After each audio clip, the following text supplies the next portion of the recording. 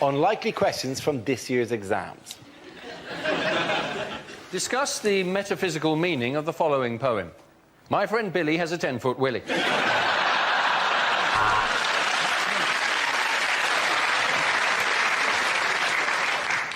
Would you like this exam to be A, multiple choice, or not?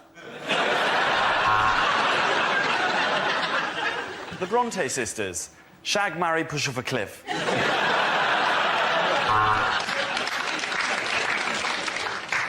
Discuss the following. The Nazis got all their ideas from the History Channel. Who was the chap in the A team who would not get on the aeroplane? Was it A, B, or B, A? If a bank loses £60 billion in a 6-month period, using numbers that you've plucked out of thin air, work out what the chief executive's bonus will be.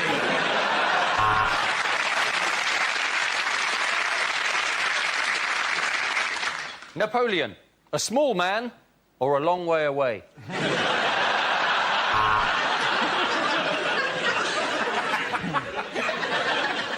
Quantify n in terms of q when q is a positive integer that dissects a parabolic curve. How's your lucky pencil case now?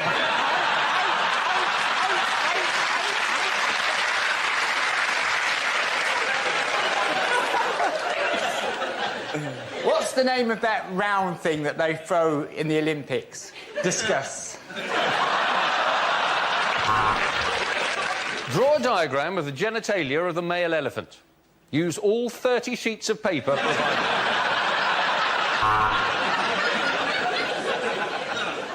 Biology. Without singing, what is the knee bone connected to? Explain the use of juxtaposition in Macbeth. Alternatively, write down everything you know about Macbeth in a blind panic because you've got no idea what the word juxtaposition is. Drama. Question 1. What was it that first made you want to become a waiter?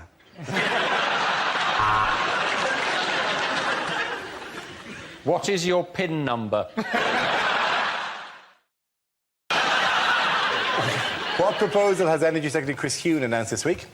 He's going to try and force energy companies to reduce prices, isn't he? Something about... Yeah, he is, yeah, because he thinks that people aren't getting the competition they deserve. I think the problem there is that people don't understand energy supplier, the phrase, do they? Particularly teenagers and stuff. You say, you know, have you switched your energy supplier? They'll probably go, well, like I was on Lucozade, now I'm on Relentless. That's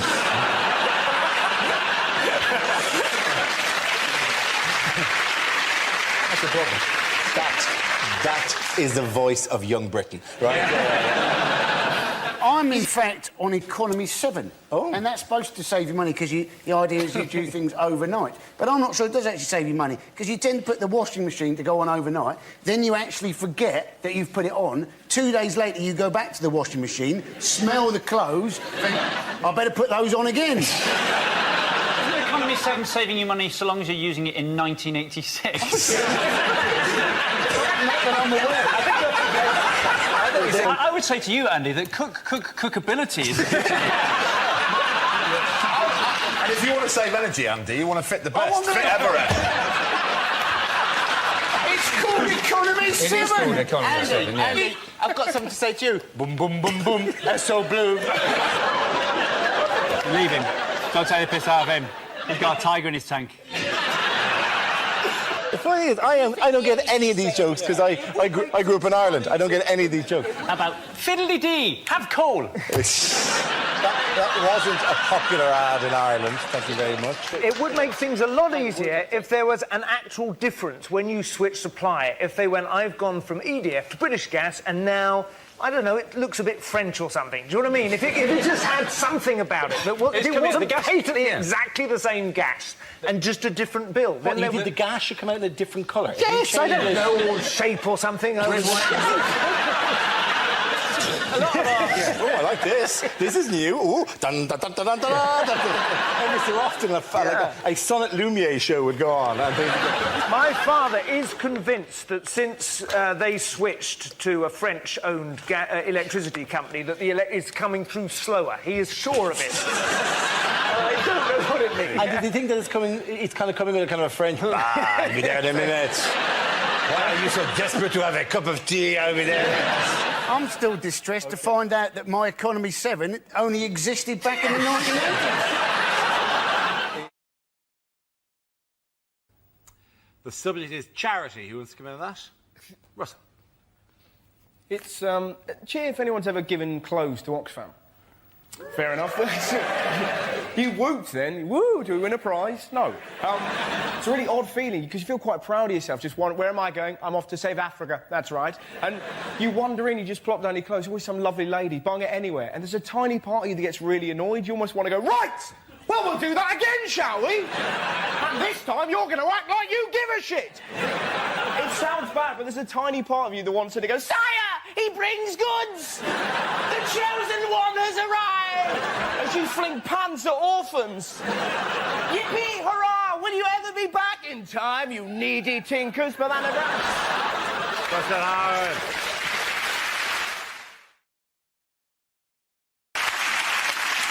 Now we come to scenes we'd like to see. So if everyone can make their way over to the performance area, I'll read out this week's topics, and then we'll see what our panelists can come up with. OK, here we go. The first subject is unlikely film trailers. A man who only wants one thing. Strepsils.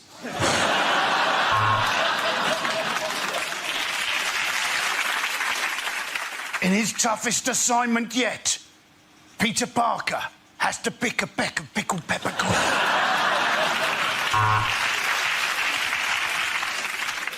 Drama, intrigue, romance, gardening, spoons, all these and other words in Dictionary the movie.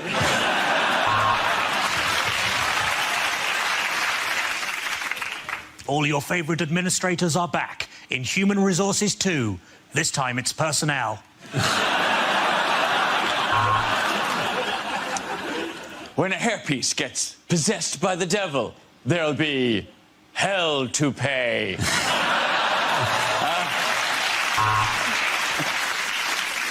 He loves sex, but he has no arms. Which position will he choose? Missionary impossible.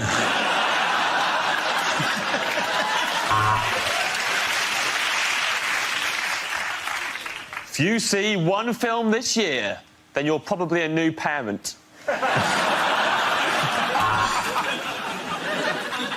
It was a love story that crossed the species barrier. He was a man, she was a cow. Coming soon, Beef Encounter. Coming soon, a 3D film where you don't get bored halfway through and lift up the glasses just to see what the screen looks like without it.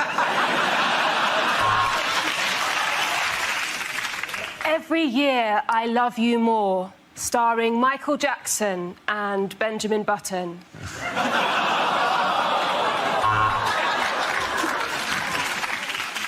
Coming soon, a story of premature ejaculation.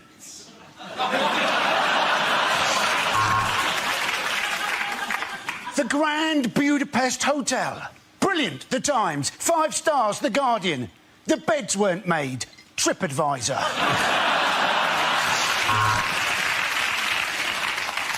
Part man, part machine, part bird, part drum. It's Robo Bongo Cuckoo Cop.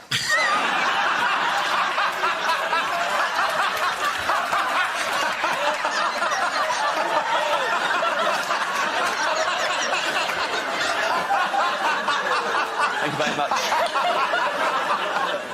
A group of Greeks try to get away with their money. Chicken Run.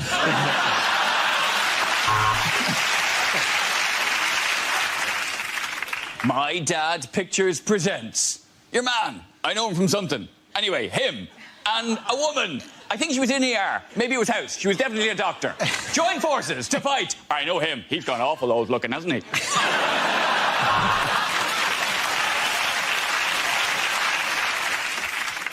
It's the bromance of the year.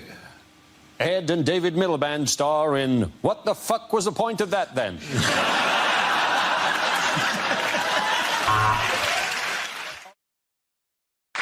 Now we come to scenes we'd like to see. So if everyone can make their way over to the performance area, I'll read out this week's topics, and then we'll see what our panelists can come up with. Okay, here we go. The first subject is rejected questions from this year's exams. If sine A over A equals sine B over B equals sine C over C, what are the chances that you're ever going to use this in your sodding adult life?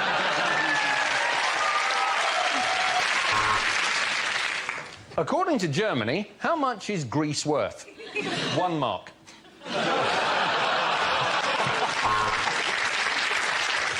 Exam board of Zaragoza. Paint Jesus. Jonathan is a Nigerian prince. What are your credit card details? 3 girls in this hall are pregnant. Who's the daddy?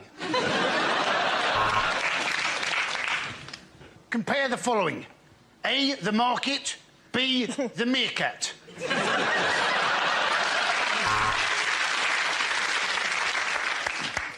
Heat the crystals until they produce a vapour. Inhale. The exam seems easier now, doesn't it?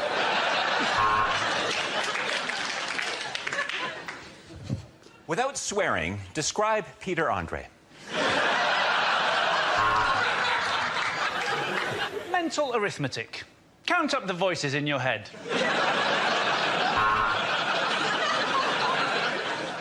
Using the paper provided, roll a joint and pass it round.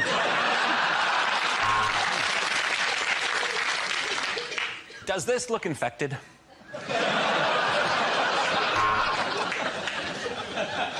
In the recent Olympics, Great Britain won 3 times as many gold medals as Australia. That's not a question, just a statement.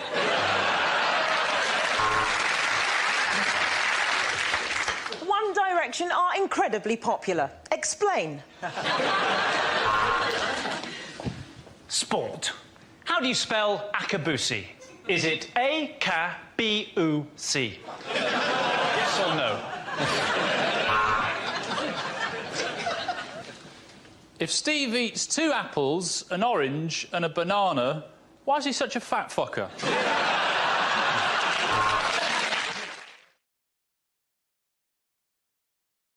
Moving on, what quizzes has Theresa May faced this week? Which is having to change her name depending on which month we're... She's a submarine. Yes, why is she submarine? That was her nickname, apparently, this unkind nickname they gave her, because she sort of has a tendency to sort of disappear under the water when difficult issues come up.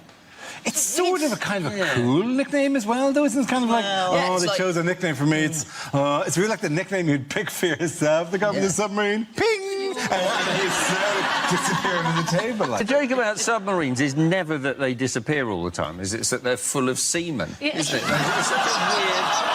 What? Is it?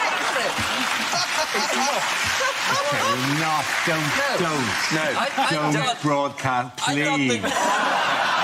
We all saw that one and didn't go for it. And he, the classiest one among us, went for that joke, all right? I appeal to your better... Man in the editing suite, I appeal to your better angel. Submarines don't disappear, do they? That's not what you associate with submarines, Well, I think is they it? don't, yeah. They pop up eventually, you know where they are, right? That's the point of a... Yes, and they're heavily armed and they pop up unexpectedly. If it was the case that they were having meetings and then unexpectedly she'd be like, hello! Underneath the desk. Hello! I'm doing that! Oh! Run silent, run deep. And then she goes back under the desk again. Also, nicknames don't always have to be accurate. When I was at school, my nickname was NK47, and my first email address was thechocolateBombshell@hotmail.com. So, still active. You absolutely... You are such a loser. Hotmail. All right, Mr. Ask Jeeves. Why is Sam Allardyce England's greatest manager? He managed England for 1 match and he won it. So he's the only England manager who's ever had a 100% record. 100% win record. He will be fondly remembered. Yes, as we all know, Sam Allardyce departed his job after 100% record on Tuesday, leaving the FA with mutual consent after an event. What was the event? Has he gone to the event dressed as you, Dara? Oh. It's not mentioned in a nice way. On the one hand, I feel that's very unfair to pick on somebody for having a dark jacket and a white shirt, but the shit I got last time for having a waistcoat, have at him. This photo of Allardyce was taken by the Telegraph's undercover journalists. Could you not have gotten a better photograph of him? That one's very grainy. That is him at the table. He's got a pint of wine. Everyone loves the idea that he went, yeah, I'll have a pint of... just a pint of wine. Not too much, because I don't want to speak out of turn, and perhaps for these words to be used against me at some later stage. But all I ask is that you bring me to a restaurant where I can drink a pint of wine and eat the largest Malteser in the world. Just leave it slightly out of reach during the meal. But I want a Malteser as big as my head. And I'm going to finish the meal with that. England now need a manager that's going to stay, don't they? Because we've been through a few, haven't we, over the years? We need somebody with staying power and who's popular. So it is time for Jeremy Corbyn to become the England manager, don't you think? Bring the game back to its roots. Let the members vote. That's the Corbyn way. 11 left-wingers. The world's worst formation.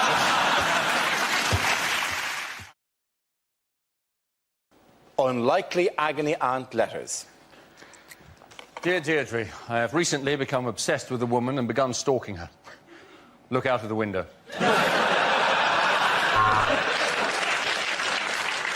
My partner won't give me oral sex, which is really annoying, because that's the only reason I formed the coalition with him in the first place.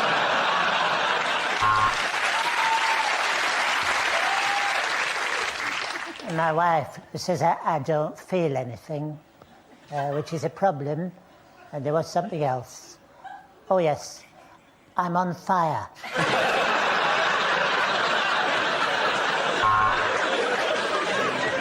I'm 26, my girlfriend's 36. Is 10 years too big an age gap? Because her daughter's 16, she's a right little soul.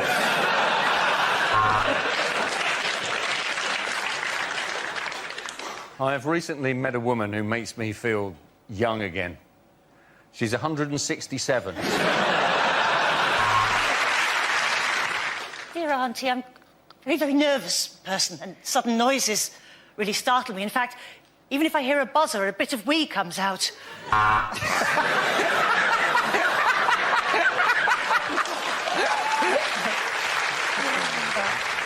mates are all getting into drugs, but I don't know what to do. Should I charge them mates' rates or just normal prices? Dear Deirdre, I am a control freak. What should I do? I'll tell you what I should do. I am 96, but I'm convinced that young women fancy me. Do I have penile dementia?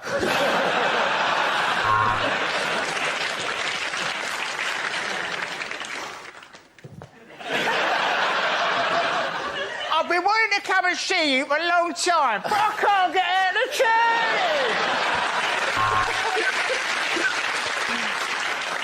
I am a man trapped inside the body of a woman. Could you tell us, please, how to get out of position 43 of the Kama Sutra? I work in the public sector, and I'm really, really, really worried about my pension.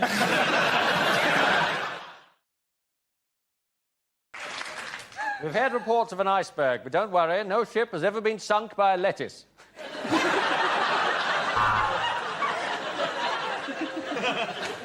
Hello and welcome to Ryanair Cruises. The following safety announcement is incredibly vital if you want to stay alive. And if you'd like to hear that, that'll be an extra £5. No, we very rarely get any injuries from people playing quoits. You were just unlucky to be sunbathing naked with an erection. Oh, yeah, we were on this last year when it sunk. If you look to your left, there's a man eating squid. After that, he's having chips. I would like to apologise for the rocking of this boat, but we are currently being humped by a whale. Hey, thanks for coming to the show. I've got to be honest, it's been a while since I've sung this one. Do you want to be in my gang, my gang? Welcome to Rita's Erotic Ping Pong Bingo. Two fat ladies, eh, dear? Oh, the threes, 33. Oh, some hobnobs. For those of you gathering on the car deck, I said we would soon be docking, not dogging. I'm looking for a really old husband with money. How's your heart? No, I'm in the cabin next to yours. Could you be a bit noisy when you're having sex? There appears to have been an incident in the swimming pool. If a Mr. Barrymore could contact the captain. Okay, game that round. Points go to Chris, Hugh, and Sarah.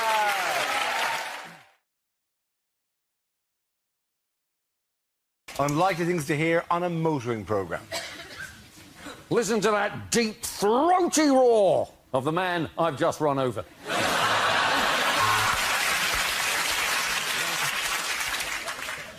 George Michael says he's never driven a car that's handled so well on the pavement.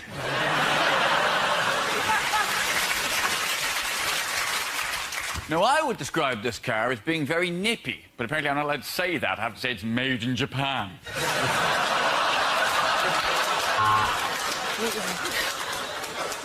I'm about to shag a bloke. Welcome to Ride My Pimp.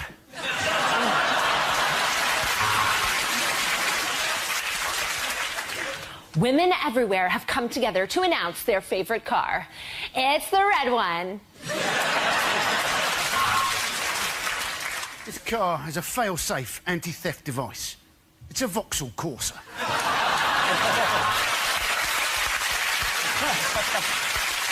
First, second, third, fourth, yes, all my wives have divorced me because I'm such a twat about cars. It's just a car, innit? Who gives a shit?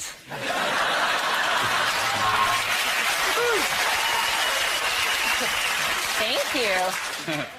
This car is actually owned by Jeremy Clarkson, which is why I'm running my key along it now.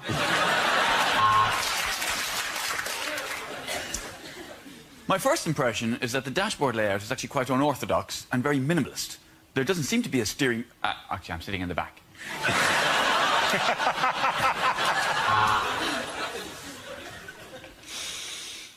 It still has that new hitchhiker smell. I don't know about you, but I think it'd be quite nice to walk today.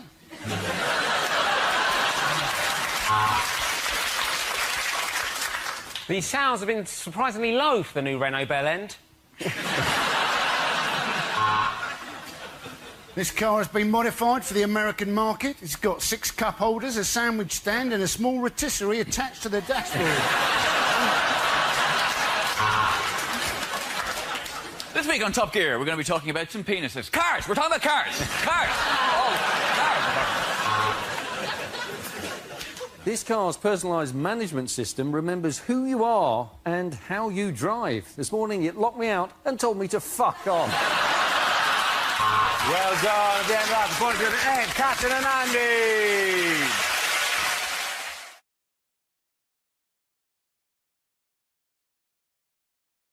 Unlikely things to hear at the World Cup. And here comes the Irish team.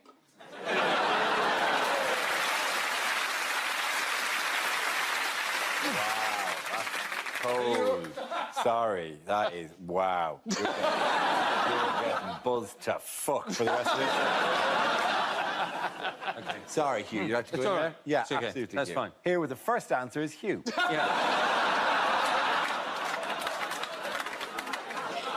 And here come the Irish team.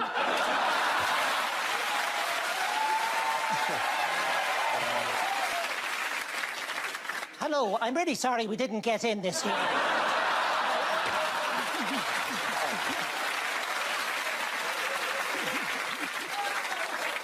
And up in the stand, the Uruguayan women with their chant, Uruguay, and I'm a girl.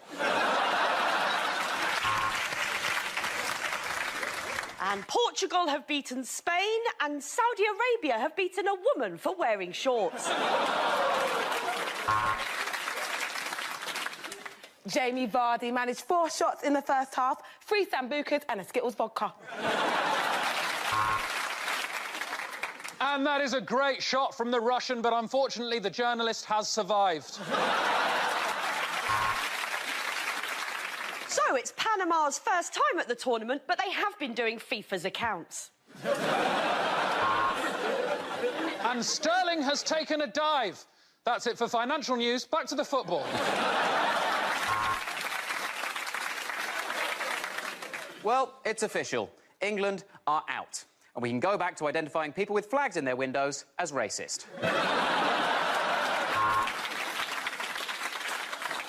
Well, let's have a look at the Swedish bench. $12.99 from IKEA.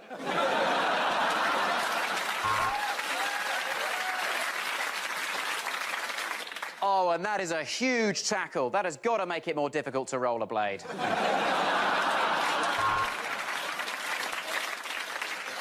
Brilliant goalkeeper, David De Gea.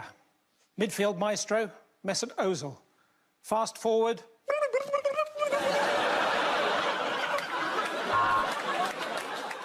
And he's nipped round the back and banged in an absolute screamer. This really is the best leaked sex tape in the history of football. Well, we didn't think it was possible, but somehow Gareth Southgate has managed it. England eliminated before the group stage.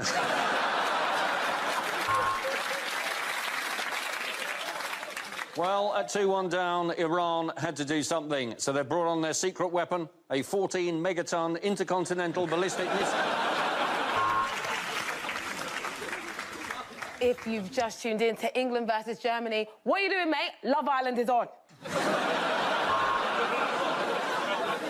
Well, it looks like semis for Croatia. I wish they had worn bigger shorts.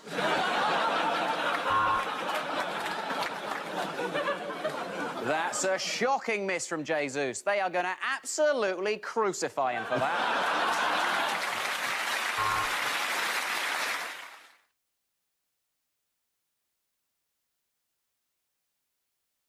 Is teaching. Who wants to come in on that? Greg.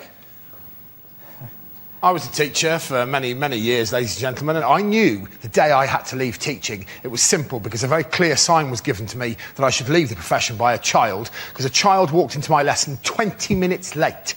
I was a very strict teacher. I was livid, yeah? I was almost as mad as if that child had been running in the school corridor, right? I thought, I am having this little bastard. I am having this. So I gave him my most ruthless teacher stare when he walked in, something like... Maybe not that sexually aggressive. It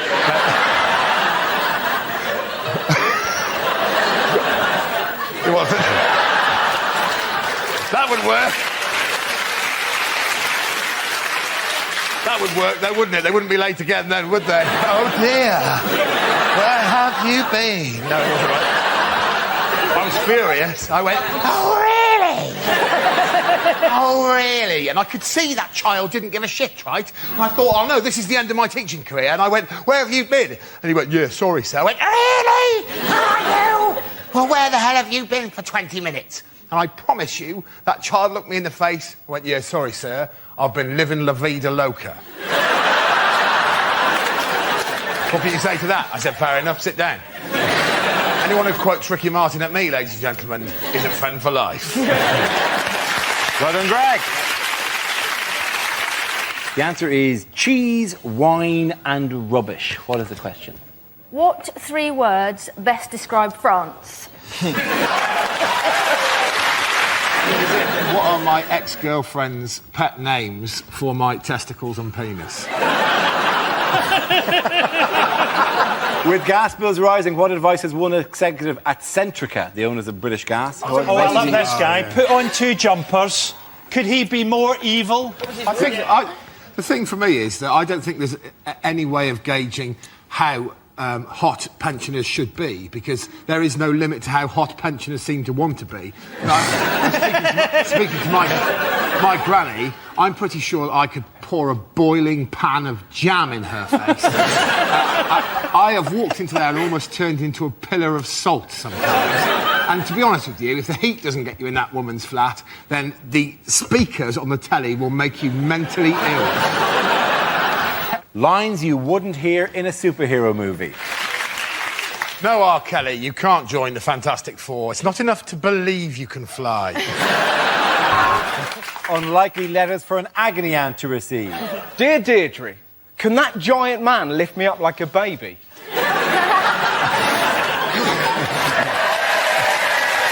You bet your ass you can.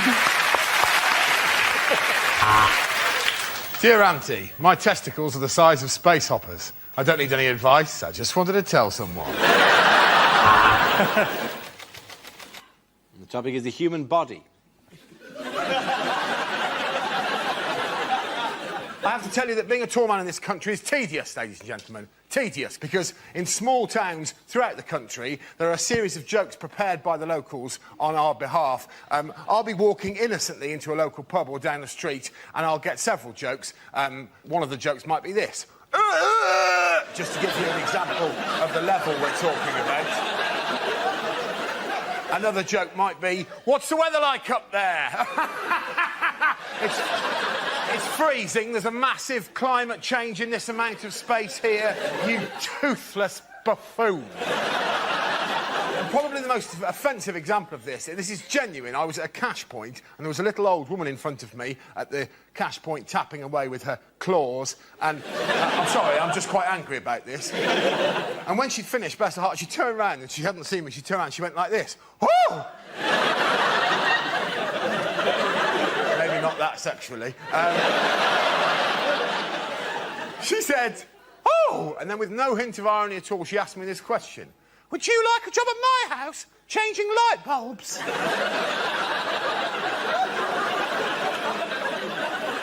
No.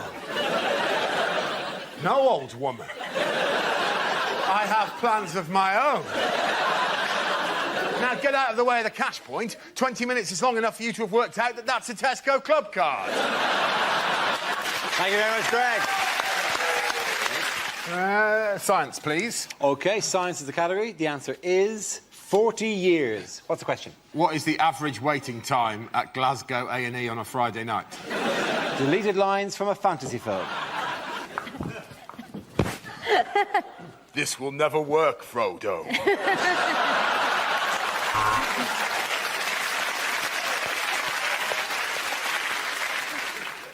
You all right, John? How's it going, all right? Yeah. How's the kids? All right? See you later.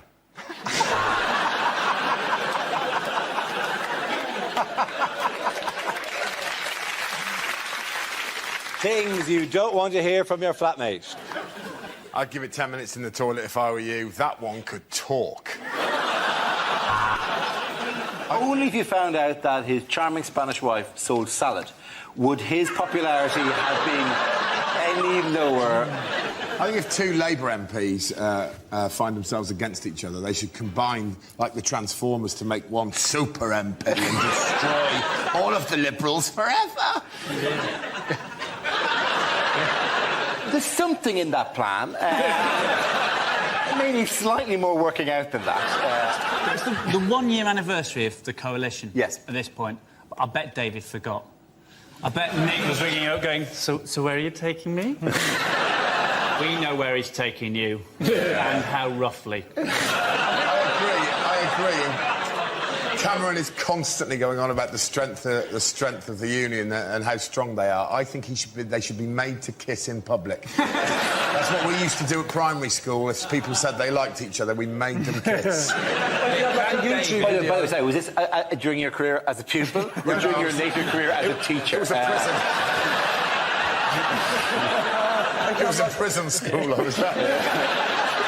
OK. Subject is family. Who wants to come in on that? Greg. All of my family are obsessed by the ageing process. Every single generation of us are obsessed by it at the moment. I'll just share this with you before I talk about other family members, just so I can get it off my chest. I was visiting my parents last week, and an old family friend came up to us in the street and said to my mum, "Hello, Pauline, how are you?" She said, "I'm all right, thanks, Kath, how are you?" And then she looked up at me and she said, "Hello, Bob, how are you?" Bob is my dad. He is 75 years of age. All of us are obsessed with it. All of us are obsessed with ageing in our family. Even my nan. My nan is doing her best to hold off the years. She puts a pound of face cream on every single morning, you know, and there's not a face cream on the market that works, ladies and gentlemen. I know that because of my nan, because she's a lovely woman, but she's religiously applied this stuff, and with the best will in the world, her face is ruined. I said to her, "You've spent all that time and all that money, Gran, and your face is no better than Grandad's." And he's dead. He died in the war. He got shot in the face. With a cannon.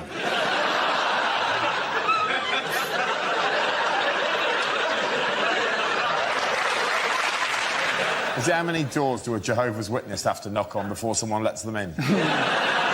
Is it what rhymes with Schmive 100 smillion? OK, if that's what we're doing, then can I have the correct answer, please? That's the end of the round, then? Yeah, that's definitely a sign of either the end of the round or the end of days.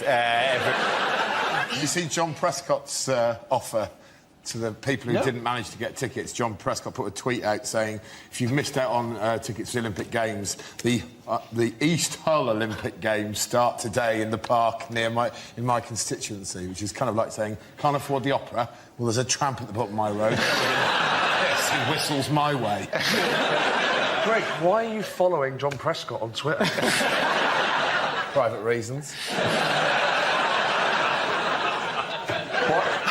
What? I had a haircut in Turkey and they set fire to my ear hair.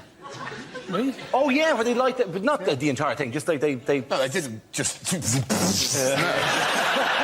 Paraffin all over. Welcome! Thank you for coming to Crazy Omar's Barbershop. Things you wouldn't hear at a school assembly. I'm sorry to keep you waiting, boys and girls. I've just had a shit the size of a baby seal. A wise man once said, boys and girls, that if you try your hardest, you can fulfil your dreams. Generally, that's true. Not for you, though, Tom. You can't read. So... The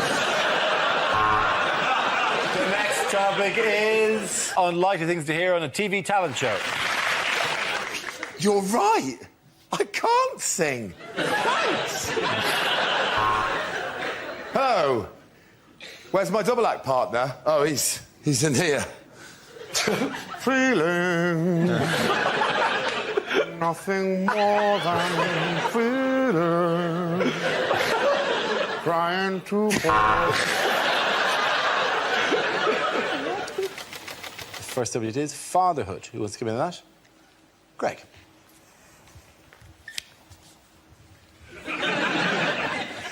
Yeah, my father has taken fatherhood in a very strange direction in the last few years. And it started about 3 years ago at Christmas when he announced to me, and this is a quote, and all of what I'm about to tell you is entirely real. This happened. He said to me, "Son, I am 72. I said, "I'm aware of that." He said, "Yes. I've decided from now on I shall start behaving exactly as I see fit." And I said, "Well, I would welcome that." He said, "I'm glad you agree, because when you come home for Christmas, you'll discover this year that I am wearing a Christmas outfit." I went, all right then. I got home and true to his word, he was wearing a Christmas outfit. I swear to you, it was one giant pair of white underpants that stretched from his knees to just below his nipples and a novelty Santa hat with a flashing bulb on the end. And he came downstairs, and this is a quote, "Do you like?" I said, "I find it a bit challenging." He said, "I don't give a shit what you think." And he went off to eat some cheese. This is where it gets weird. I went out that night with some of the people in my hometown. Midnight, anticipating me coming home, my mother tells me he did this. He went upstairs in his panther outfit.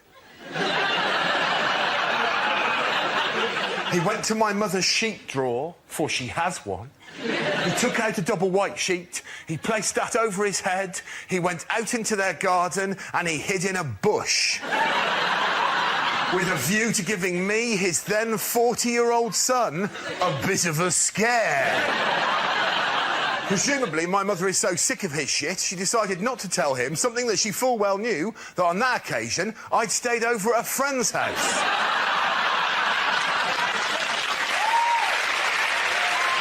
It's not strictly relevant, but I went out with a Greek girl once. I can't imagine how this wouldn't be relevant to a discussion of their economy. Did you not have much money, Greg? Yeah. I'm just throwing it in. Unlikely things to hear in a police station. Right, listen up, we've got a new man starting. He's half man, half horse. It's Inspector Morse. Right, listen up. There's a giant fly attacking the station. I've called the SWAT team. Unlikely things to hear in a science documentary. And as the sperm swim towards the eggs, it's hard not to think that I've ruined this fried breakfast. I was in the bank the other day, this is absolute truth, and a man had a shit on the floor. It was the most shocking thing I've ever seen in my life. He just shook it out the That bottom is of his one trousers. hell of a deposit that he has made. That.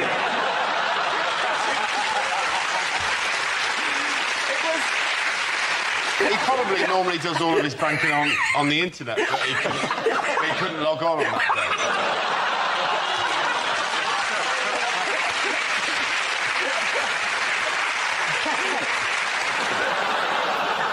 day. Is it what Peter Andre says when he's asked what his daily routine is? Our trains, our toilets, and our celebrities. Is it what? Is it what? Is it high pitched but not Australian anymore? Our trains, our toilets, our celebrities. I went to a voice coach to get rid of my Australian accent, and I can't help thinking she's done something wrong. I've been over in this country for a while, so I sometimes slip into both fucking accents.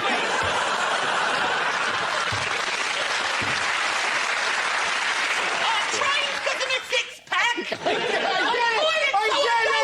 I don't miss my jeans. And the answers the celebrities are making the money for the kids.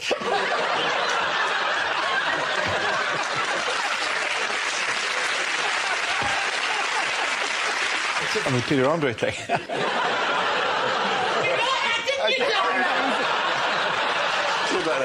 Where it makes the money for the children. That was the combination. Is it? No. What three things were most complained about at the Queen's Jubilee? If you can do that in a proper voice. OK. But these things were most Was it not a bit strange that they built that really elaborate, beautiful rowboat called, what's it called, the Gloriana? Gloriana, my mate built that. For the Queen, and yet... Was it just me who thought it's a bit weird that she's not on it? Because the only person who was on it was Claire Balding, as far as... Essentially, there's thousands of foreign tourists who think that Claire Balding is the Queen. I saw the British Queen the other day. Looks like she can handle herself in a pub fight.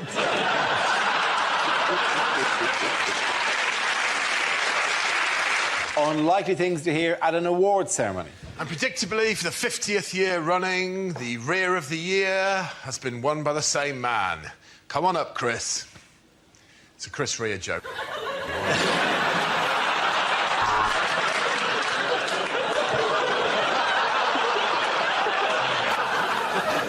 And the award for best film, Kling film. Oh, that was all right, though, was it? It's bullshit, Dara. It's all politics, man. And the best posthumously released rap record goes to Kim Jong for I Told You I Was Ill.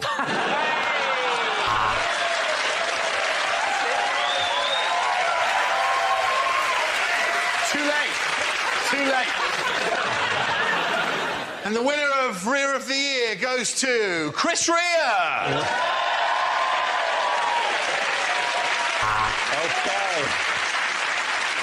Our next topic is unlikely lines from a thriller. I want to make you a vodka martini. You can't handle vermouth.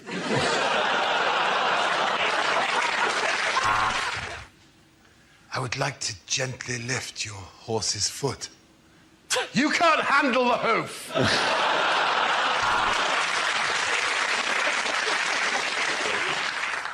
And as his eyes gradually became accustomed to the shadowy darkness, he realised he was not alone in that room. Who is it? It's me, Peter! People make an awful lot about the pressure that kids are under, and I suppose they are, but speaking as an ex-teacher, when it comes to exam time, there's far worse pressure on the teachers, because you have to spend sometimes 4 or 5 hours in those halls just walking up and down, and it's a recipe for insanity. I had no choice when I was teaching but to invent a game called Compile. It was just to see who could walk up and down the aisle the campest.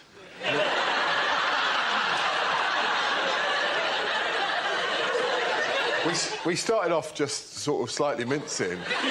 Honestly, by the end of it, I was walking down a full aisle of children like this. And I knew it was time for me to leave teaching when I got to the end of one aisle, genuinely. During an actual GCSE, a kid looked up at me and went...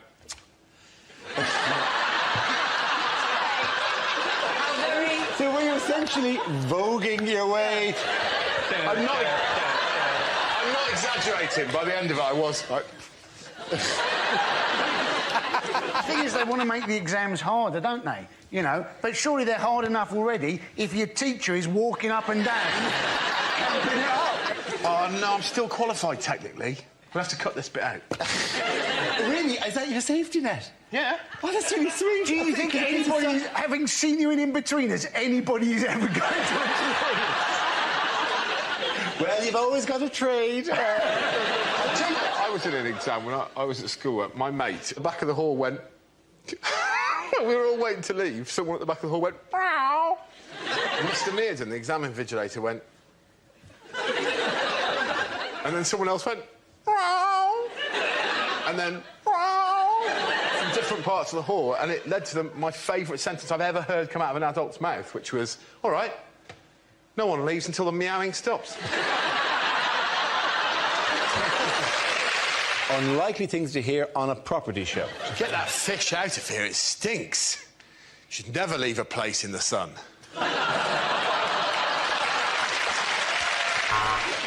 This week on Grand Designs, my gran designs a house. It'll be shit. She's got terrible arthritis and not even a rudimentary qualification. Knock it down, tarmac it, fuck 'em.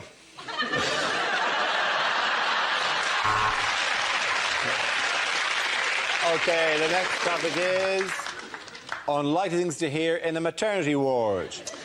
I'd stay up that end and talk to your wife if I were you, Mr Smith. It looks like Alien versus Predator down here. Oh, this isn't your first baby, is it?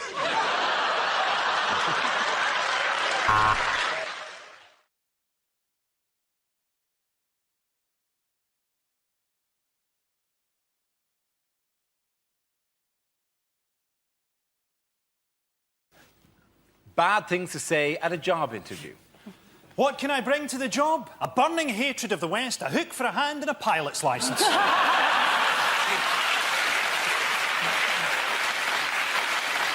The 5-year employment gap, yeah. I was canoeing.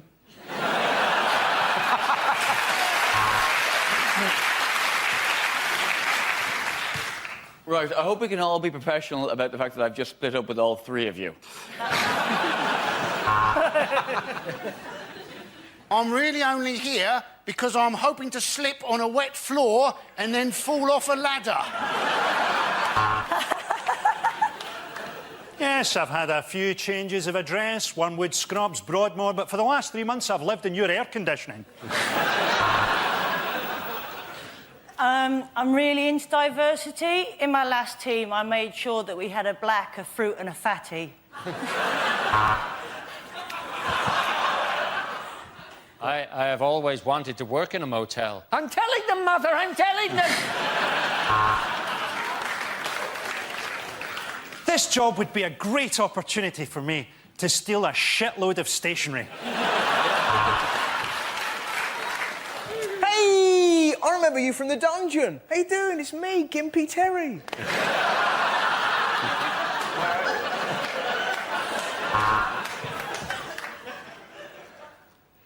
I'm Gimpy Terry's mate.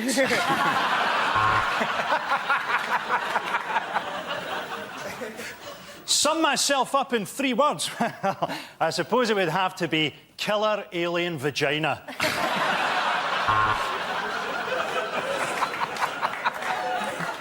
What do you mean I'm underqualified to be a plumber? I'm 5 hours late. I've done a piss in your sink.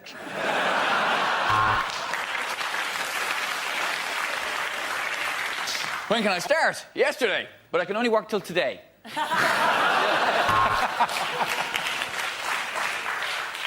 till 5, 9 till 5. My medication wears off at 3.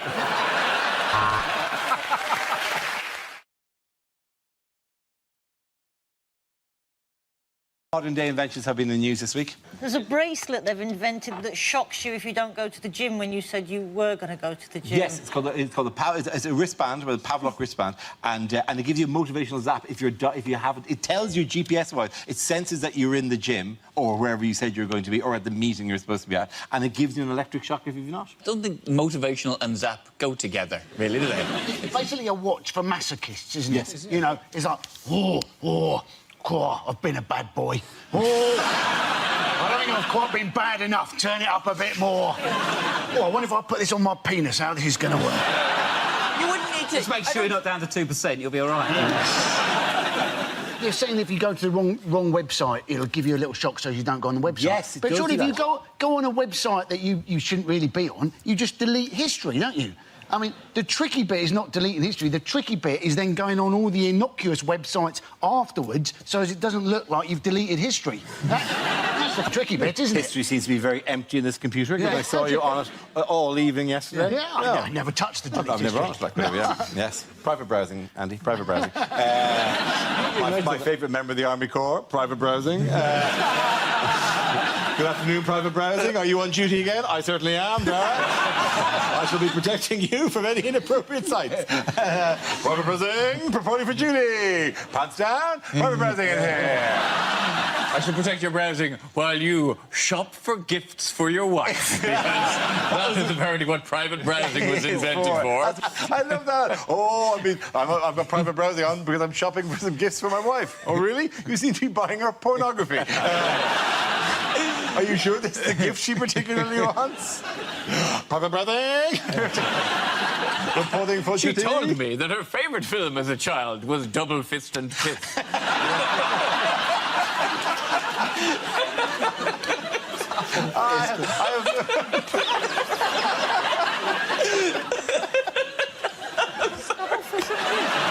Private browsing isn't happy with it. Private browsing has never had to work under these conditions before.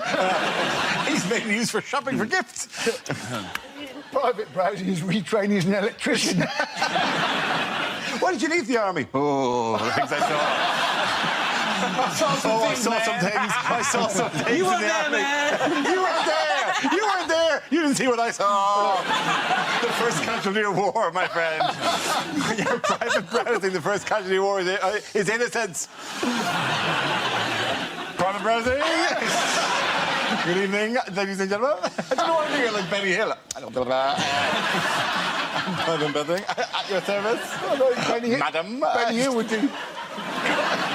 No, it'd be like, you know, what's it, the paper clip that would appear. It seems legit. You look like you're buying some pornography. Small animated soldier came out and said, "Do you want to look at the porn?" Private browsing can help you with that. I'm amusing myself here. The last record of a long summer, you know. Literally, I've got to enjoy this because in 3 days' time I'll be going, over the next 12 weeks, 20 candidates will be putting themselves in sugar. Private browsing's going to get some visitors. He's going to get some fucking hammering. I think your penis is going to get some corporal punishment. There'll be some major damage and general recklessness. What new trend and Colonel Abrams? That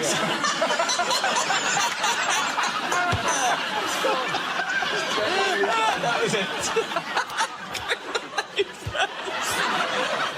Sorry, we'll bring it back. Lost it. Stop. Colonel Abrams is great, though. None of you remember... Do you any of you even remember current names? Anyway, he sang a song called Trapped. It was really good. I can't get out. I'm trapped like a fool. I'm in a cage. I'm like a man in a cage. I'm so in love with you, love with you, love with you.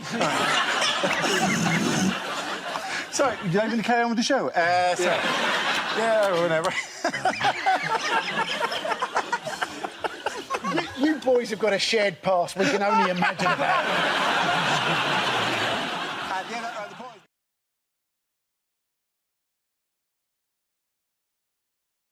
OK, that leaves us with Milton. Let's see what you've been left with the subject. Let's spin the wheel.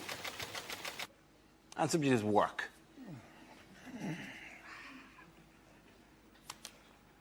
The pollen count. That's a difficult job.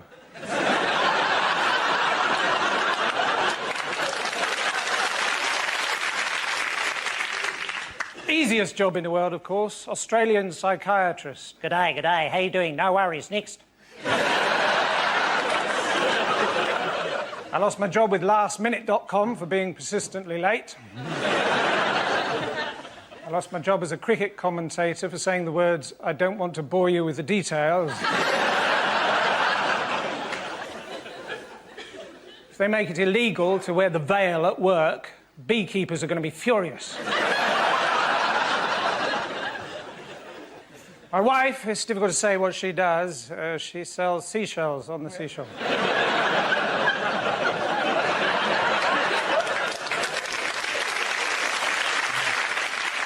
Some people say the firefighters deserve more money, but apparently a poll was taken and they all fell through a hole in the floor.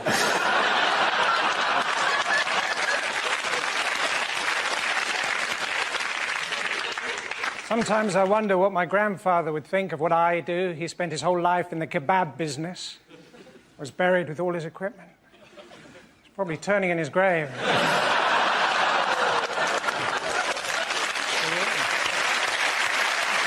Thank you very much, John.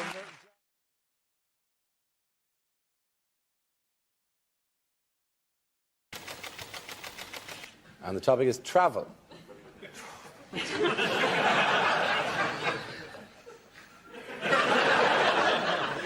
I've just come back from Australia. While I was there, I learnt some Aboriginal words like boo, which means to return, because when you throw an ordinary meringue,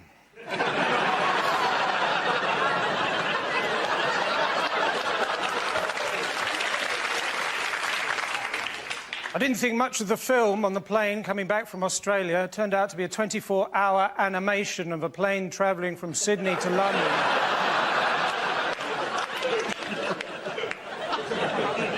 Whatever you do, don't go and see Time to Destination. Italians, slanty little eyes. Sorry, italics.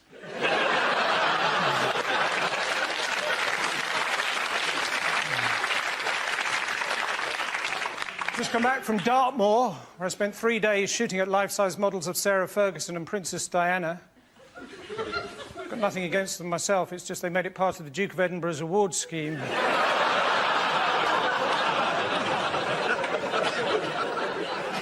I've just come back from Russia. Always wanted to go out with a Russian girl, because in my experience, inside every Russian woman, there's another Russian woman.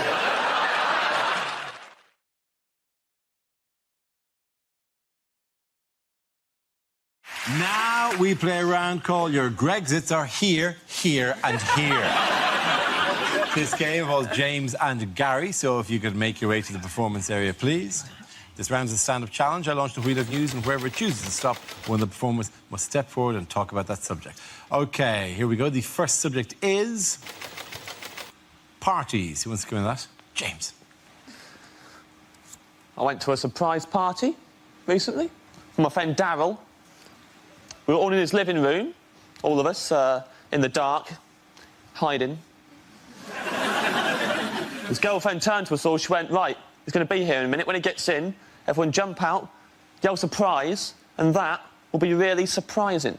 I argued it'd be a lot more surprising if instead of making all that commotion, we all just stood there in his living room in the dark, just...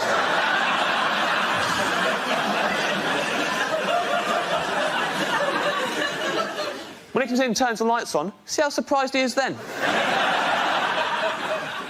It's a good party. I schmoozed. I'm good at schmoozing. Buttering people up. I'll give you some schmoozing tips, why not?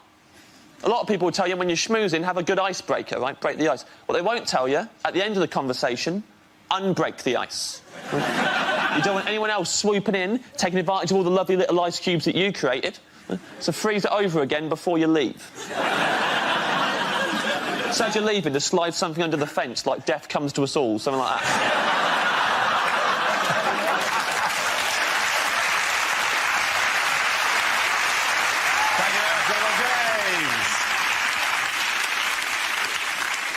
So, Gary's left. Let's see what topic you have, Gary. Let's spin the wheel. And the topic is childhood. I didn't know what to get my little niece for Christmas, so I asked my sister what she's into. And apparently, at the moment, she's mad about frozen stuff, so I got her some oven chips and peas. And they love that. Every Christmas day, we'd always have pigs in blankets. Or, as you probably call them, relatives sleeping in the spare room. Winnie the Pooh, possibly the most vindictive chapter in Nelson Mandela's autobiography.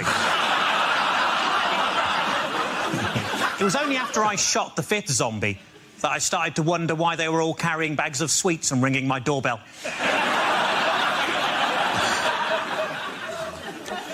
I've been trying to recapture my lost youth. I really must get that cellar door fixed.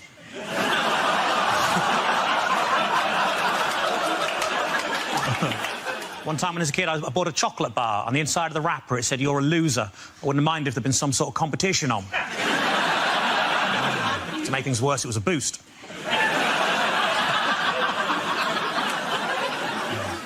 As a family, we couldn't decide whether to have Nana buried or cremated, so in the end, we let her live.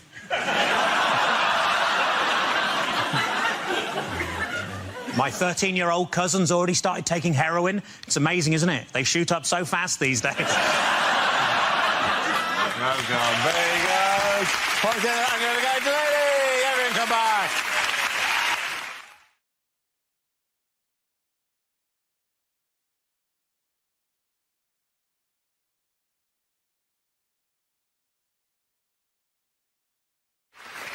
The answer is £100 a day. What is the question?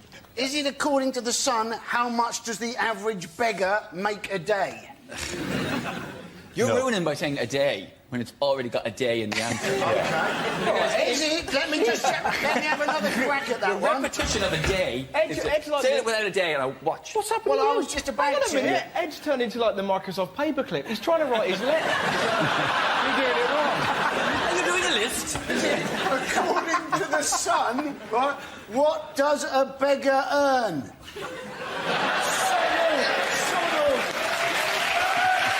But we are apparently in the middle of a countryside crime wave. Have you seen this? If I lived in the country, I'd be delighted if someone did a crime, because I'd be bored out of my mind. Thank God you've turned up with a shotgun to steal my rhubarb. Could you kill me on the way out? Some bloke sold rhubarb from an allotment. You have to tag it. Just Why don't they imagine, tag it? imagine the phone call. Just some deranged. They've taken it. It's gone. My prize-winning marrow. Is there no God? You have. Surely you could just put so rhubarb down his sleeves and then go. Had I been there, well, you can't ever feel sorry for the. That's the lowest rung of criminality, isn't it? Do you know what I mean? Let me finish. Just. I'm going to kill myself here. Beautiful. Vintage Mock of the Week. He brought up the subject just so someone else could do a joke on it. Surely he might have been working towards a punchline. You ignorant.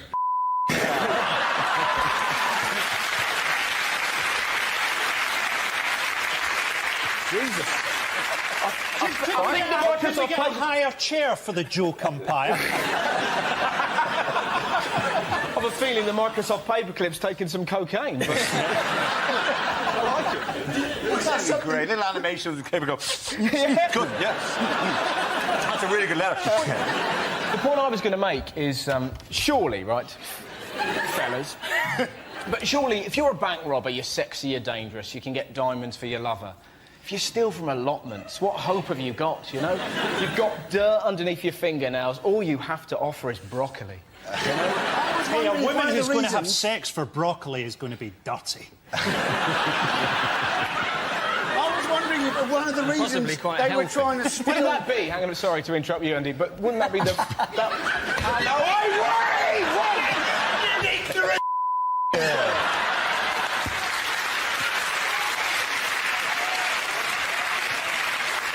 Frankly, I wish to go on the record and say I have now lost control.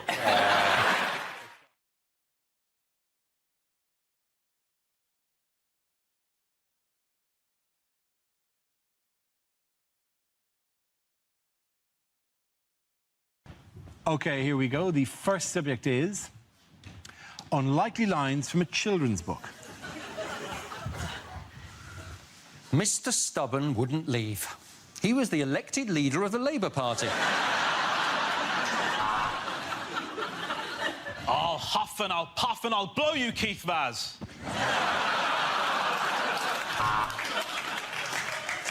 As Noddy looked at his new friends, Rampant Rabbit and Linda the Love Egg, he realised he was in a very different kind of toy town. And all the animals of Buttercup Farm celebrated because Percy Pig was going to the slaughterhouse and they never had to listen to that whiny little bastard again. And the beautiful woman was cursed to sleep for 100 years. And that's your defence, is it, Mr. Cosby? She didn't do it. Don't boo her. I'm Paddington Bear from Peru, said Paddington. And if you show me where the toilet is, I'll poo out this condom of cocaine.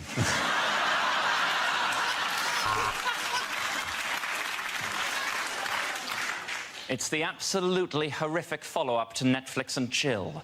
Swallows and Amazons. And was there a happy ending? Well, the prince did love massage parlours. I will never tell you my name. You will have to guess my name, said Rumpelstiltskin, really holding up the queue at Starbucks. From under the bridge came the voice of the troll. Wow, women can't be Ghostbusters, send!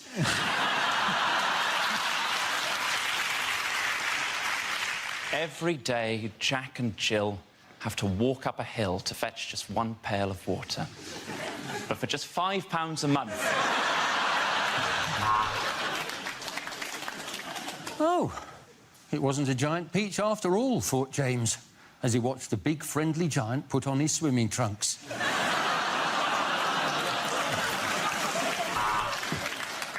He pushed aside the clothes and there, at the back of the wardrobe, found a magical land of nipple clamps and lube.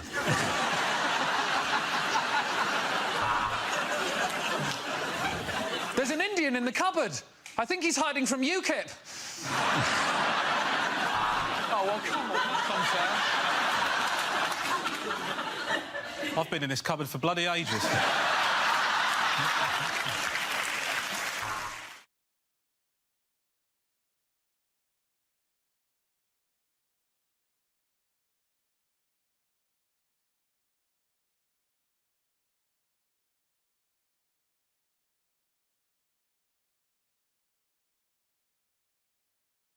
Who could we soon be seeing on the back of a £5 note? Is it the Queen? OK, depends which way you turn the note. You're absolutely right, but I think let's define that as being the front of the note, right? Who's on the other side of the note to the Queen? Unlike the earlier question, I hope the answer isn't Hitler this time. It's, at the moment, it's someone called Elizabeth Fry, isn't it? Yes, it is. Who is, I think, Stephen's mother or the person who invented Turkish Delight. Churchill is going to be on it, and there's been a bit of controversy because he's knocking off a lady, Elizabeth Fry. And if he was Hang on, from the note rather than getting her. that'd be a hell of a note, though, wouldn't it? Churchill knocking off Elizabeth. You fold it a certain way, they start doing it. This is the proposed £5 note with Churchill's face on it. Yeah, mind you, critics of their being saying, well, that means there'd be no women on the notes, have been assuaged by a move to the... No, but I think they should have a feminist icon on it, not least because it means it'd be very uncomfortable for men to go to strip joints. I just like the idea of them having to put Emmeline Pankhurst in a woman's G-string. I just got to say, I'm not a huge expert on them, but if you're putting fivers into a G-string, you're at, like, the most low-rent strip joint. It really is. Like, they're gonna love you when you go, one of these, maybe? There's a whole £5 for you. I have some change. How much do I get for £4.20? They have to have a woman on the £5 note, because if they put one on the next one up, she'd become known as the tenner lady.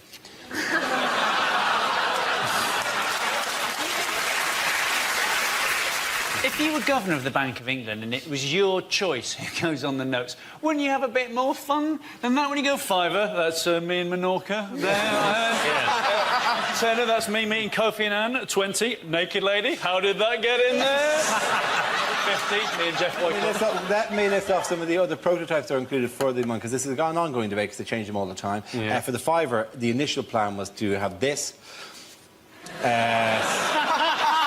And then the value rises steadily. For the tenner, obviously, we have this. Particularly jaunty face for 20 quid. That actually works. That actually shockingly does. That really means something. That would stop you spending that. That's There's no way you go, put that no.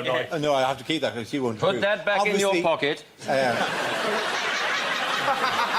Obviously, there are issues of nationhood and nationality. So this is the €50 note, which was the original. Well, actually, you look a bit like Gorbachev with that fine. That's very good.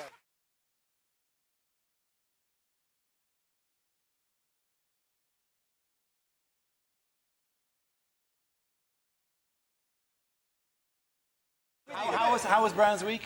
Pretty tricky.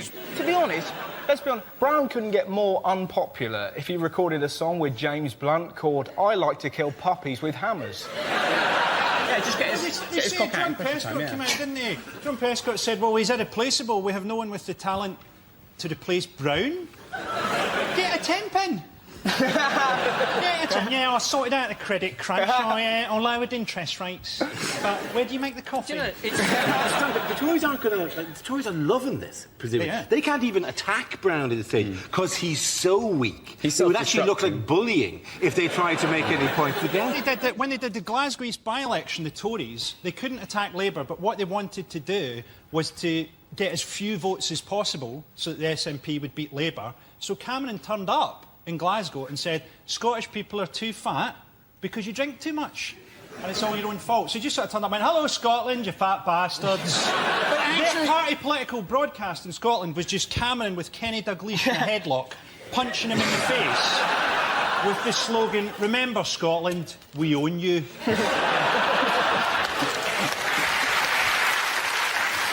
So amidst all these general calls for his head, what is Brown doing now? He's on holiday. Yes, he is. He's gone to Suffolk. Now, admittedly, by the way, we're not saying he immediately went on holiday. They're all on holiday now. It's a scheduled vacation. They attacked what he was wearing. Did you see that? They attacked. They're going, oh, you know, why is he not wearing shorts and a T-shirt? Yeah. What do they want him in, like a Borat-style mankini? I'm sorry, but I think that's the best photo I've ever seen of Gordon Brown. Absolutely. I think he looks really cool. I think he looks like George Clooney. What are we criticising them for? It's not like they can go and have a normal holiday. Yeah. You're not going to vote for someone who goes to Corfu and spit roasts an overweight club rate.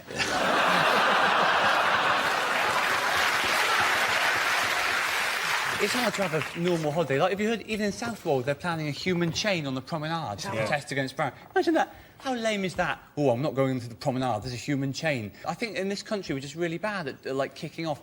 There's a fuel crisis, and I watched it on TV, and he said, here in the queue, there's talk of riots. How can you have talk of riots in a queue? Right, we're going to riot, we're going to do it in alphabetical order. Oh, I nearly rioted out of turn, then. I think that's a brilliant idea because I think holidays are supposed to be relaxing. They're just the most stressful thing in the world. Just leaving your home is so filled with stress because you suddenly feel that you have to unplug everything. You suddenly feel your television will blow up in your absence, despite the fact that no one's ever heard of a television blowing up when someone's holidaying. You sleep safe and sound at bed in night, not thinking my TV could blow up. And then before you go on, have you unplugged the TV? And you unplug everything in your home except the fridge. We trust the fridge. What is it about the fridge? You think the fridge wouldn't do this to me?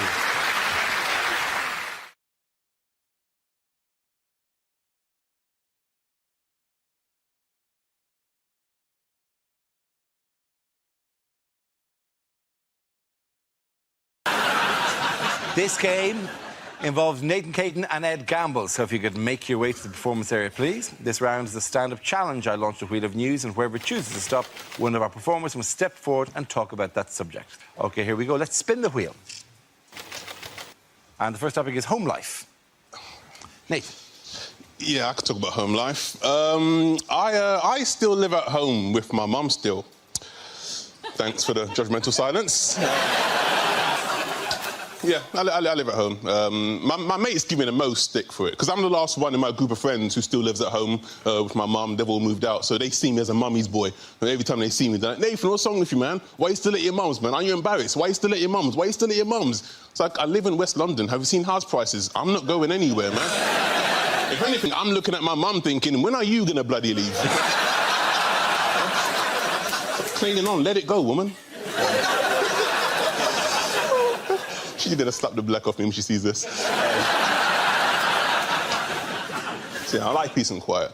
Although, to be honest, at home, I'm not getting a lot of peace and quiet at the moment, mainly because of my mum and my stepdad. They got married quite recently. And I'm happy for my mum. You know, she's found happiness. She deserves it. However, at the moment, they're going through that honeymoon phase where they're having sex all the time. Yeah, it is bloody disturbing, man. Because my bedroom is, like, right next door. So, like, every time they do it, I hear everything. Like, a few Saturdays ago, right? It's late at night. I'm about to go to sleep. From next door, I can hear my stepdad going, oh, yes, oh, yes, oh, yes, oh, yes, oh, Lord, say something nasty, say something nasty, say something nasty. So I screamed out, you're not my real dad! Thank you very much, Nathan Caton. OK, that leaves us with Ed. Let's see what topic you've been left with. And the topic is diet. I hope this isn't just a hint that I need to lose weight. I've lost quite a lot of weight recently anyway. I've lost about 6 stone in the last 3 years. Cheers, guys, thanks. I mean, no. Too late, you went with the British reaction. Thank you very much. Couldn't give a shit, mate. Carry on. We don't... Stop showing off. We don't want to hear about it. Found myself in a bit of a nightmare situation recently. I went to the Middle East to do some gigs. Now, that bit was nice, that was lovely, but they put you up in a hotel where the food is all-you-can-eat buffets 3 times a day for 10 days. Now, this is a nightmare scenario for me because I cannot be trusted at an all-you-can-eat buffet. Sometimes I don't even remember the buffet bit. All I remember is picking up a plate and I'll wake up 6 hours later covered in rice and sauce. And I can't theme a buffet. I can't theme a buffet either. I won't pick up a plate and go, oh, I'll have some rice, I'll have some curry. Well done, Ed, you've made yourself an Indian meal. Won't do that. I'll get a plate, I'll get a spoon, and I'll run along the full line of trays, just scraping food from every nation onto it until I've got some sort of plate Pangea, just an unidentifiable mass, just Spanish food, Japanese food, Chinese food, Indian food, coffee, sushi, just horrible. Just wedge my face into it, everyone going, is that man all right? Don't look at me! I'm having a buffet! Just food from all over the world. My body for 10 days had no idea where I was on this planet. I went for a shit 3 days in, a UN flag came out. The first subject is alternative medicine. Can I have a volunteer to talk about that? Andy. Apparently, a lot of people trying to get into therapy at the moment, other people knocking it, saying, you know, oh, well, you should just lose your inhibitions, talk about your problems to your friends. I thought I'd try this. I talked about my problems to my friends for a whole hour. Lost my inhibitions, also lost my friends. I now tell my problems to taxi drivers. 2 advantages in this. 1, it stops the taxi driver from telling you his problems. And 2, it's amazing how much quicker you get to your bloody destination. Well done, Andy Parsons. OK, let's spin the wheel again. Subject is the media. Who wants to come into that? Russell. I'll do that. I'd see, you know, the way I like getting the news is Radio 5 Live. It's fantastic, 'cause it's just news and nutters, isn't it? They'll read out, like, that was the Pope's view on abortion, and then, hello, Felicity Puddleduck here, livid and ill-informed. I'd just like to say those harlots should give birth to their children aged 2 that charge you to national service. I'm off to bake a cake. And sat there listening, and then the next night, David, are you out of your mind? Cloning? Think it through. 2 versions of me. Want to go out and commit a crime? Who gets blamed for it? Me! I'm doing a 20 drink. He's banging my wife. Where's the justice? And you sat there listening to these nutters, and then the most ridiculous story. A man in Bristol's found the face of Jesus on a crisp. And suddenly, I couldn't believe how you put up my frazzles. There he was! Russell Howard. OK, the losers Hugh and Frankie. The next topic is sport. Do you know, I've heard a rumour that horse racing may not be completely honest. It's unbelievable, isn't it? But how do you stop the corruption? Well, one solution may be to call horses something like mafia-backed second favourite. Because if everyone did that, everyone would be confused, no one would know who to bet on, and the whole thing would be fair again. And often the first to show is blatantly bribe, followed by mafia-backed second favourite. They're just ahead of Dope to the Gills, Mysterious Limp, and just behind them, Out for a Canter, and I'll Fall at the Fifth. And as they come to the fifth, I'll Fall at the Fifth has fallen. I'll Fall at the Fifth has fallen at the fifth in a magnificent display of cheating, and they're coming into the final furlong. Mysterious Limp is slowing, Out for a Canter is clearly struggling, but coming through strongly is mafia-backed second favourite, and as they cross the line, mafia-backed second favourite has won it, which is remarkable, seeing as he has no head. That's been left in someone's bed for tomorrow morning. Well done, you. Well done, you. OK, Frankie, let's see what you've been left with. And it's environment. Didn't that used to be an advert for mints? Ryanair getting a hard time from the environmental lobby because they've launched a £7 flight to New York. Although, as always with Ryanair, it does land slightly outside New York, in Dublin. It's a pity we can't harness more natural energy, isn't it? Pity we can't harness the power of British moaning. Oh no, that moaning-powered light bulb's on the blink again. Oh no, there it is, back on. Everyone complained about the floods, didn't they? I like storms. I like thunder and lightning. What I like to do during a storm is shag my girlfriend and pretend that we're taking part in the conception of the Antichrist. Frankie Royal, ladies and gentlemen. The first subject is relationships. Who wants to come in that? Reece. It's a pretty exciting time for me at the moment. My girlfriend is currently planning the wedding. Sorry, not girlfriend anymore, is it? I keep doing that. It's not girlfriend. She gets so annoyed. My ex-girlfriend is planning her wedding. It's very hurtful for me to watch, but one of those things. Anyway, got a new girlfriend now, because that's how comedy works. Got a new one, and she's all right, my girlfriend. She's pretty good. She's not perfect. She's got her quirks and her tics, like she pronounces it espresso instead of expression. She's weird. And... relationships about compromise, though, aren't they? We all know that. Like, she doesn't want to watch football, and I don't want to die alone, so we don't watch football. That's the yin and the yang. You give and you take. We're trying to keep it fresh, trying to keep it exciting, me and my girlfriend, you know, trying to keep it, you know, lively, try new things all the time. Like, she keeps talking about how she wants to have sex outside of the relationship. I don't know. Constant surprises, me and my girlfriend. She bought me a gift the other day. I went round to the flat. There was this gift. It was a word of the day calendar. Don't know if you've seen these. Pretty cool. Different word every day of the year. That is more than 100 words. Pretty cool. Favourite word for me so far from the calendar? Exponentially. Ah, what a word. Exponentially. Use it all the time now. In fact, I'd say, ever since learning the word exponentially, my use of the word exponentially has increased loads. I use it all the time. Oh, yeah. Thank you very much, Reece. That leaves us with Milton. Let's see what your topic is. Let's spin the wheel. The topic is transport. So I got here by train. For the whole journey, there was a child opposite screaming. I could even hear him through my wolf mask.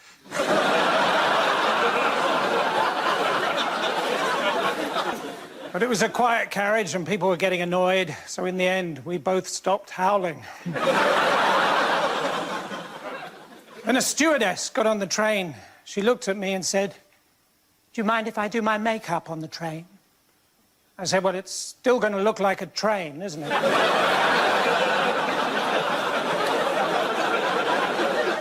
She put her hand out and said, "I'm Amber." I said, "Yes, I think you've overdone the makeup." Anyway, one thing led to another, and, well, I'm going to skip a bit now.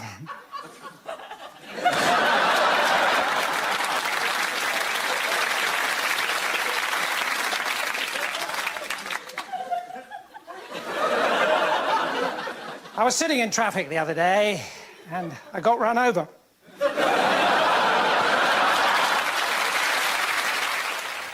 The first subject is jobs. Who wants to come in that?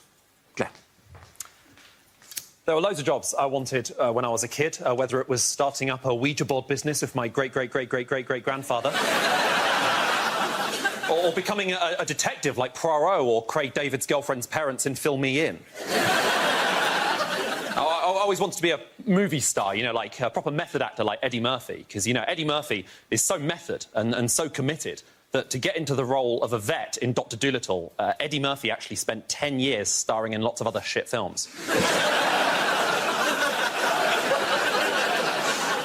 It's so expensive everywhere you go if you don't have a job, you know? Like, I stopped getting haircuts after a while because there's hidden costs even when you get a haircut. Like, you think you're paying for just the haircut, and then at the end of the haircut, the hairdresser does that really annoying thing where they try and convince you to buy one of their mirrors and go, "Oh, what do you think of this?" Do you know what I say? I say, "I don't want to buy one of your mirrors. I want you to wash my hair at an angle I've otherwise never been at." So expensive everywhere you go. Like, I used to get the bus to work every day. Get this, £29 per bus journey. £29 per bus journey is insane. And not as insane as this woman who used to sit on the top deck every day with a microphone telling us where in London we were. £29 per bus journey, you can't even afford a roof. It takes 3.5 hours to get between Buckingham Palace and Westminster. Neither of which are places I work at. But, you know, for the first time in my life, I thought, I've got a job. I can buy things. I can buy things for my room. I can buy a chest of drawers and a desk lamp and a flashing neon halal sign for my window. And when you get a job, you think, oh, great, now I'm a proper grown-up. Next step, getting married, having kids, so I can be one of those proper adults who can call themselves on Facebook and LinkedIn a father to 2 amazing daughters, mother to 3 amazing sons. And I can't call myself that because I don't have those kids, and people don't really like it when I call myself a nephew to 3 gorgeous uncles. Thank you very much, Fred. OK, that leaves us with James. Let's see what your topic is. Let's spin the wheel. And the topic is growing up. Oh, I thought it was feet for a second there. You grow up in little bits and increments, in my opinion, bit by bit. I think the first time you become even a little bit of a grown-up is when your parents start letting you make your own squash. It's a big day, because until then, my mum was making all the squash all the time. And I don't want to offend Richard's watching, but it was the weakest-ass squash I've ever had in my life. It was so bad, I'd have to squint at it. Like, I guess that's got a vague orange tint to it. I was trying to imagine what that tastes like as a flavour when I'm drinking it. Then you go around some other kid's house whose parents are a bit more laissez-faire. That squash knocks your socks off. It's incredible. I'd be like, whoa, you got access to this squash on the daily? He's like, yeah, but my parents don't pay me much attention. I'm worried they don't love me. It's like, I would leave it all in a heartbeat. For one sip of this squash, tell your dad I love him. Tell your dad I love him. I had to make a squash for my nephew recently. First time I made squash since I was living with my parents. I haven't done it in between because I'm an adult who doesn't have kids. And I know there are some adults watching who don't have kids who drink squash, but let me tell you, if you are the kind of person who drinks squash even though there's no kids in the house, you got bodies in the walls and heads in the freezer. I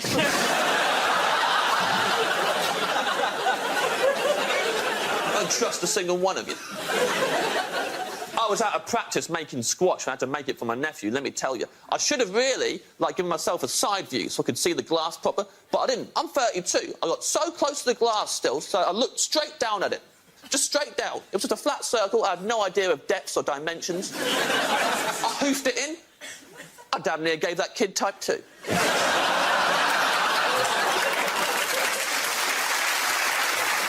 He was bouncing off the walls on Fun Uncle James's mega squash, losing his mind, going looping. At one point, he starts asking me weird questions. He goes, Uncle James, how come my lip skin is different to the rest of my skin?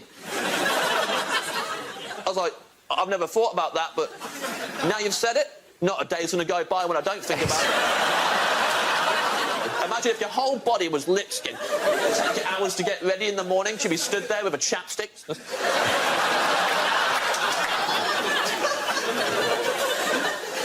That's if you were the only one covered in lip skin. Obviously, you'd have a little chapstick. If we were all lip skin and that was just the whole human race, then there'd be like a giant chapstick in the living room from floor to ceiling, rotating at the speed of a kebab spit. And the whole family would line up like cats on a scratching post. Always in the morning. And then we'd walk out into a world where no one could shake hands for fear of becoming aroused. Thank you very much, James. And that round for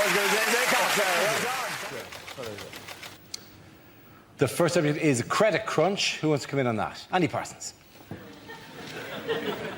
Now, the government have got this idea that what they want to do is bankers who've lost their jobs, they want to retrain them as teachers, but in half the time it would normally take to train a teacher. I bet the teachers are happy about that, aren't they? Hey, these people were crap at banking. The chances are they're also going to be crap at teaching, and they'll be even crapper if they're trying to train them in half the time it would normally take. Yeah, these people, right, surely it'd be better to retrain them as bankers. That is what they were crap at. Well done, Andy Parsons. OK, let's spin the wheel again.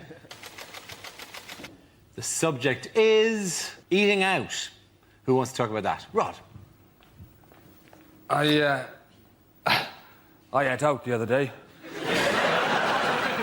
That's what I went to Cardiff Bay. It's all changed, you know. They've done it all up, and it's all European development money. And some of the places now have got tables outside.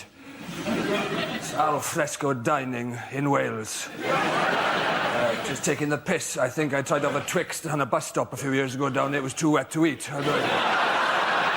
So everyone's pretending it's Madrid down there. You know, your soup bowl's filling up faster than you can eat it. I didn't get past my starters after 7 hours of soup and rainwater I gave up.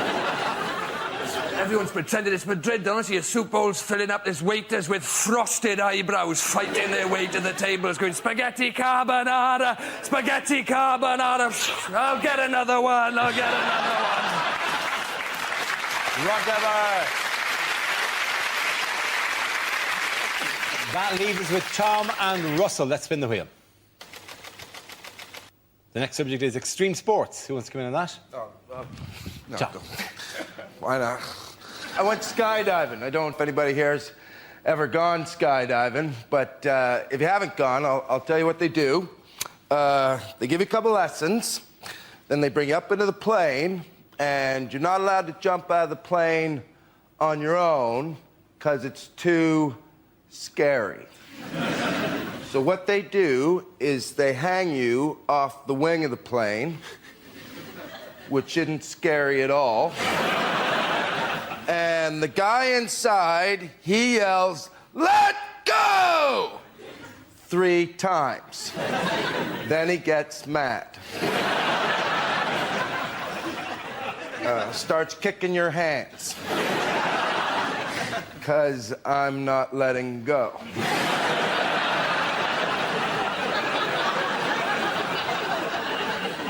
We all skydive different. I skydive with a big plane in my hand.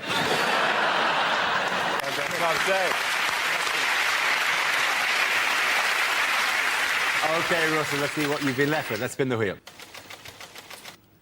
Topic is families. Well, families are quite peculiar. Mine are wonderful. I went to Brighton the other day, and my uncle was like, watch out, it's full of gays, and they'll get you. They'll get me. They're gays, they're not ninjas. Not gonna...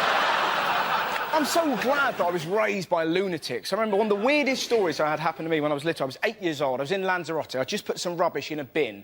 I came around a corner and I was confronted by 2 werewolves, right?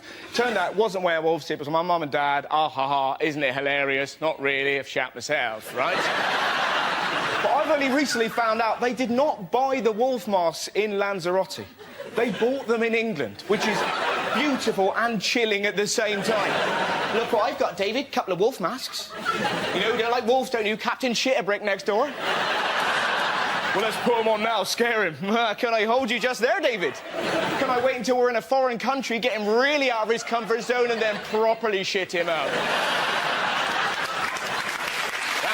Well done, Russell. This is where we test our performance stand-up skills. We spin our news generator, it settles on a topic, and anyone can volunteer jokes about the chosen subject.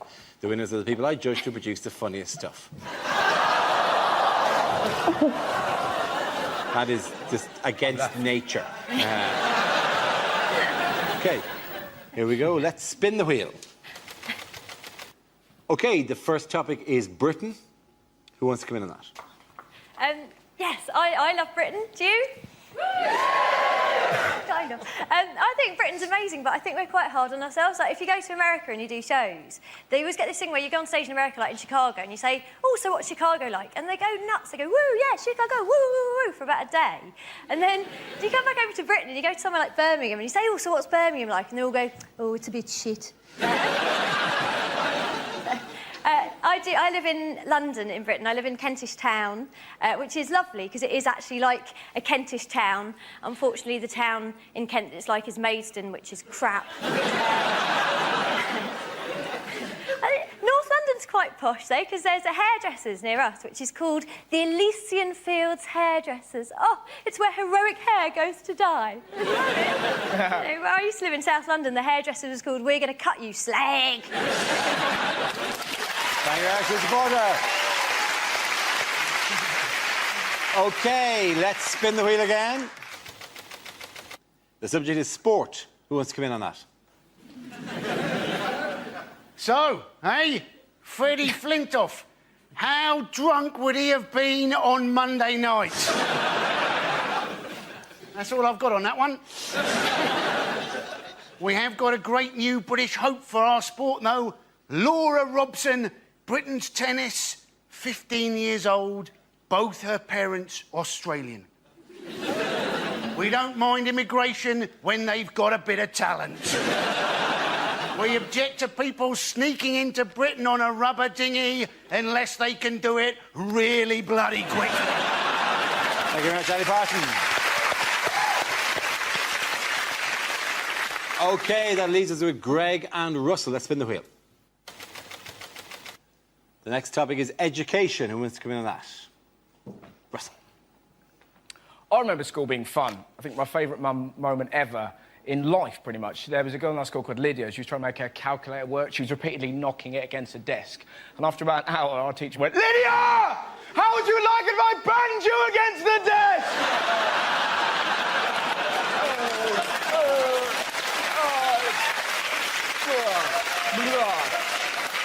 It's the greatest day of school. But now it's more sinister, isn't it? Like, they're now talking about teaching 5-year-old sex education. Of course, people are very angry. It's disgusting! It's too much! Like, calm down. I'm not going to teach them technique. Right, this is how I like to do it, kids. That's right. Kids aren't going to run home, put dolls around a toy car and go, look, Mum, they're dogging, they're dogging. It's going to be some poor teacher trying to talk to 5-year-olds about love. Can you imagine a harder job? Hello, children. I'm here to teach you about love. Good luck with that, mate. I'm off to lick that tree. Thank you very much, Russell. OK, Greg, let's see what topic you've been left with. Let's spin the wheel. And the topic is the human body. I have to tell you that being a tall man in this country is tedious, ladies and gentlemen. Tedious, because in small towns throughout the country, there are a series of jokes prepared by the locals on our behalf. I'll be walking innocently into a local pub or down the street, and I'll get several jokes. One of the jokes might be this. just to give you an example of the level we're talking about. Another joke might be, what's the weather like up there? It's freezing. There's a massive climate change in this amount of space here, you toothless buffoon.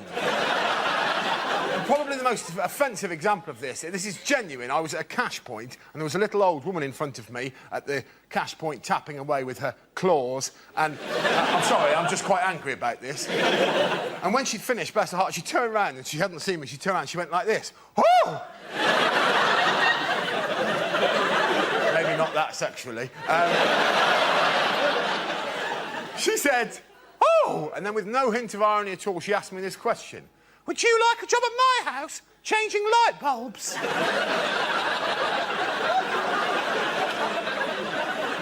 No. No, old woman. I have plans of my own. Now, get out of the way of the cash point. 20 minutes is long enough for you to have worked out that that's a Tesco club card. Thank you very much, Greg.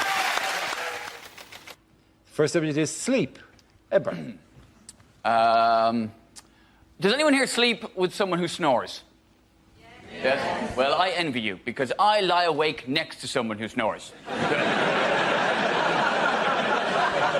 My wife snores terribly, and part of what keeps me awake is lying there going, how do you sleep through this? I can't sleep through it, I'm only next to it.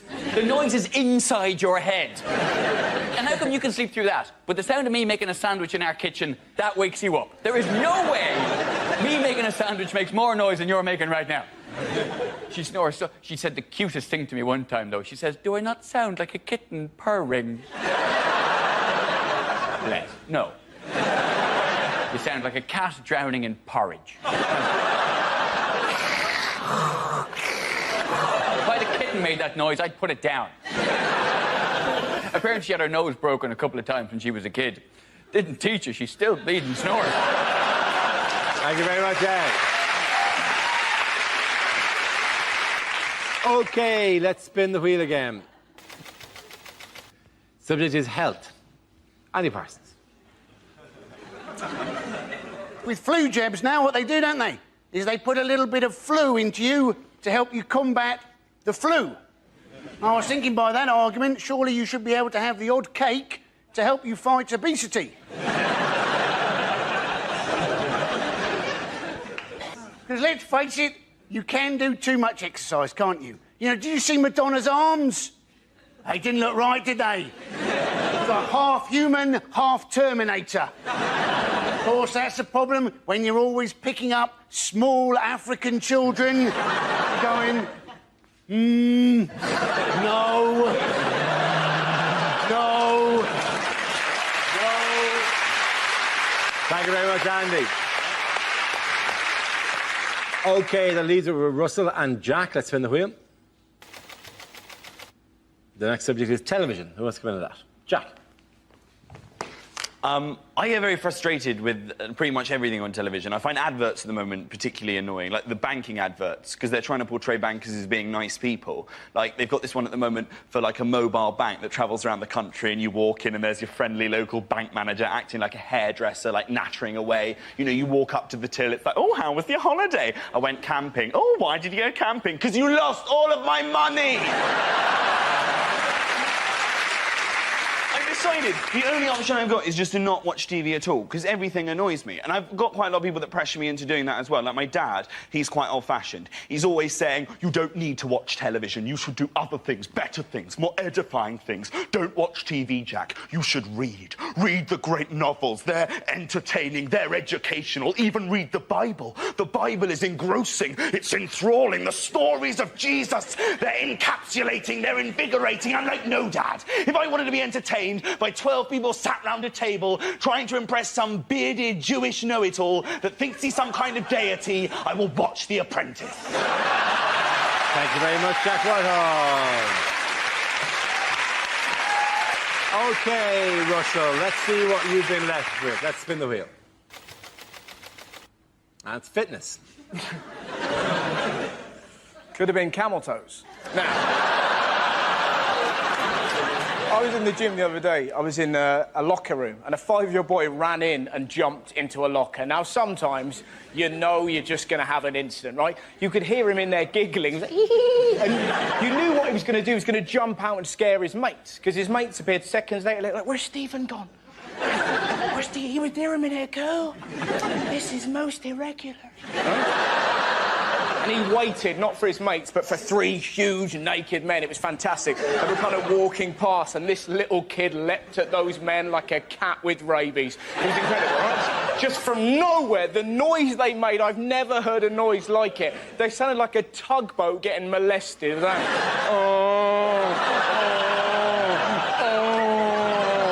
His long-suffering dad is in the showers, obviously heard this and went, that'll be my bloody boy! Ran back, confronted this glowing hellbeast and went, Stephen, what have I told you about acting up in public? And this little kid cut his dad down with one very simple sentence. Dad, your willy's moving? You're just there going, oh, the world is a better place. Thank you very much, Russell. At the end of that round, the points go to Ed and Jack.